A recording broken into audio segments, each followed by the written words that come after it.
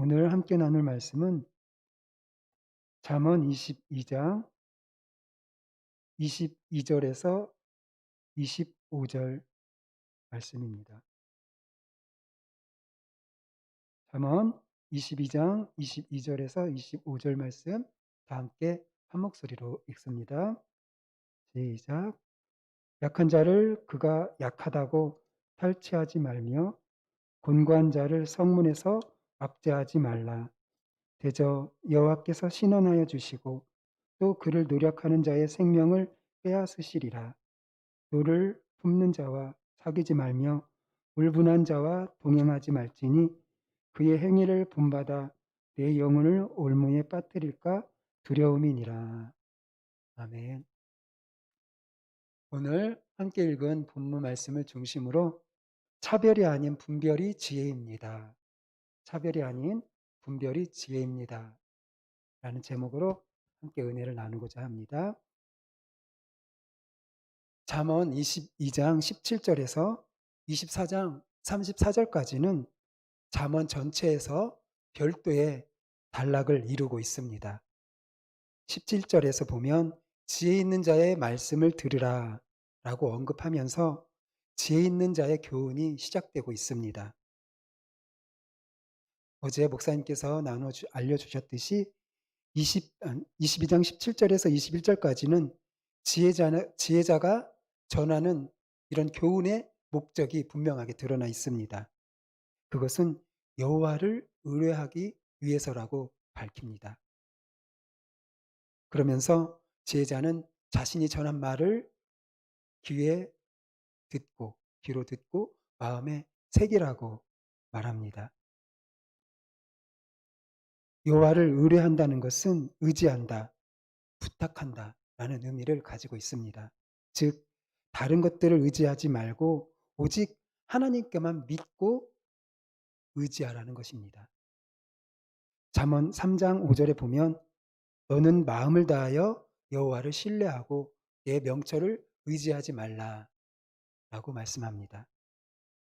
하나님이 없다 하는 자들은 바로 자신의 가진 지혜와 지식으로도 얼마든지 살아갈 수 있다고 말합니다. 그러나 아무리 뛰어난 지혜를 가졌다 할지라도 온 세상을 창조하시고 섭리하시는 하나님과는 결코 비교될 수가 없습니다. 따라서 지혜자가 지금 들으라라고 말하며 가르치는 것은 세상의 처세술을 가르치려고 하는 것이 아닙니다. 하나님을 알고 범사의 하나님을 인정하고 하나님을 의지함으로 이 세상을 두려움 없이 올바르게 살아가라고 당부하고 있는 것입니다.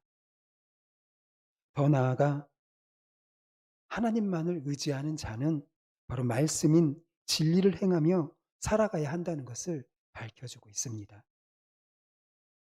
우리 모든 동부교회 성도님들은 하나님만 의지하며 진리의 말씀에 순종하는 삶을 살아가시기를 소망합니다. 지혜자는 이제 진리의 말씀을 따라 살아가는 것이 어떠한 것인지를 22절 말씀 이후에 드러내 줍니다. 먼저 22절 말씀을 보면 약한 자를 그가 약하다고 탈취하지 말며 곤고한 자를 성문에서 압제하지 말라라고 말합니다. 곧 진리의 말씀을 따라 살아가는 것은 바로 악한 자와 곤고한 자를 핍박하지 않는 것이라고 이야기를 합니다. 약한 자란 신분과 사회적 지위가 낮은 자를 의미합니다. 또한 곤고한 자는 경제적으로 궁핍한 자를 가리킵니다. 지위가 낮고 또한 경제적으로 부하지 못한 자들을 착취하고 부당하게 대우하는 일은 어느 시대에나 있어 왔습니다. 악한 자들은 이러한 자들의 연약한 자들의 약점을 가지고 그들을 부당하게 대합니다. 더욱 힘들게 합니다. 이것은 바로 인간의 타락한 본성이 어떠한 것인지를 보여주는 예가 됩니다. 특히 성문에서 압제하지 말라라고 이야기를 하고 있는데요. 그것은 연약한 자들이 정당한 재판을 받지 못하게 되는 경우를 말합니다. 재판은 정의와 공의가 세워져야 할 곳입니다. 그런데 재판정에서조차도 공의와 정의가 세워지지 못하고 있는 것을 보여주고 있습니다. 약하고 가난한 자들이 재판정에서 불이익을 당하고 권리를 보장받지 못하는 것은 바로 하나님의 징계를 가져오는 행위라는 것을 우리는 알아야 합니다. 성경은 하나님께서 연약한 자들에 대해서 특별한 관심을 가지고 계시다는 것을 우리에게 보여줍니다. 하나님은 연약한 자들을 돌보라고 말씀하여 주셨습니다. 신명기 14장 29절에 보면 너희 중에 분깃이나 기업이 없는 레위인과 내 성중에 거류하는 객과 및 고아와 과부들이 와서 먹고 배부르게 하라. 그리하면 네 하나님 여호와께서 내 손으로 하는 범사에 내게 복을 주시리라. 라고 말씀합니다. 또 이사야 1장 17절에 보면 선행을 배우며 정의를 구하며 학대받는 자를 도와주며 고아를 위하여 신원하며 과부를 위하여 변호하라 하셨느니라. 라고 말씀합니다. 하나님은 이처럼 객과 고아와 과부와 같이 연약한 자들을 배부르게 하고 도와주라고 명령하셨습니다. 그럼에도 불구하고 이들을 무시하고 또한 이들에게서 무엇인가 이익을 챙기려고 하는 것은 바로 비열하고 부끄러운 행위라는 것을 알아야 합니다. 그러한 행위는 그 자체만으로도 악한 일일 뿐만 아니라 하나님과의 관계 속에서도 큰 죄가 된다는 것을 우리는 기억해야 합니다. 세상에서 자기보다 힘이 있는 자에게는 굽실대면서 약한 자에게는 부당하게 대하는 사람들이 너무나 많습니다. 그러나 연약한 자들의 배후에는 누가 계시냐면 바로 하나님이 계시다는 것을 우리는 알아야 합니다. 약한 자를 돌보지 않고 오히려 그들에게 악으로 대하는 것은 바로 그들의 보호자이신 하나님을 대적하는 행위인 것입니다. 하나님은 이스라엘 백성들에게 약자에게 행한 그대로 갚아 주겠다고 말씀하셨습니다. 23절 말씀을 보면 대저 여호와께서 신원하여 주시고 또 그를 노력하는 자의 생명을 빼앗으시리라 라고 말씀합니다. 하나님은 연약한 자의 고통과 억울함을 살펴보고 계십니다. 그리고 하나님은 연약한 자의 억울함을 풀어주시는 분이십니다. 하나님께서 약한 자들을 신원하실 때 악을 행한 자들은 행한 대로 당하게 될 것입니다. 하나님께서는 생명까지도 빼앗겠다고 말씀하십니다. 이처럼 연약한 자를 괴롭히는 것은 하나님과 원수가 되는 일이라는 것을 우리는 깨달아야 합니다. 잠언 14장 31절에서 이렇게 이야기합니다. 가난한 사람을 학대하는 자는 그를 지으신 이를 멸하는 자요, 멸시하는 자요, 궁핍한 사람을 불쌍히 여기는 자는 주를 공경하는 자니라 라고 말씀합니다. 우리 모두는 하나님께 긍휼을 입은 자들입니다. 긍휼을 입은 우리가 어찌 연약한 자들에게 긍휼을 베풀지 않을 수 있겠습니까? 바로 긍휼을 베푸는 것은 주를 공경하는 것이 된다는 것을 알고 긍휼을 베푸시는 성도님들이 되시기를 바랍니다. 지혜자는 연약한 자를 괴롭게 하지 말라는 권면의 교훈에 이어서 노를 품는 자와 친구로 삼지 말라고 교훈하고 있습니다. 23절을 다 함께 읽어봅니다. 노를 품는 자와 사귀지 말며 울부는 자와 동행하지 말지니. 우리는 사람을 사귐에 있어서도 함부로 사귀어서는 안 됩니다. 사귄다는 것은 친구가 된다는 것을 말합니다. 우리가 친구를 삼을 때 상대방이 어떤 사람인가를 잘 분별한 뒤에 친구 관계를 맺어야 합니다. 이것은 결코 사람을 차별하라는 의미는 아닙니다.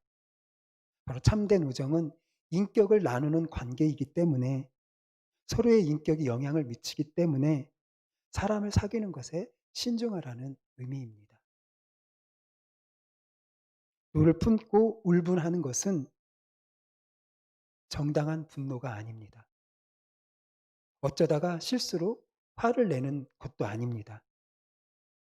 쉽게 그리고 습관적으로 감정을 폭발시키고 화를 내는 것이 바로 노를 품고 울분을 가지고 있는 것입니다.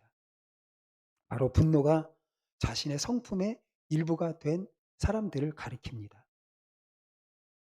이런 사람들은 주위 사람들을 어떻게 하나요?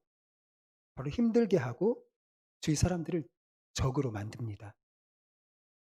또한 쉽게 화를 내는 사람은 이를 그르치게 됩니다. 더 나아가 분노는 사탄의 시험에 빠지는 통로가 될 수 있습니다.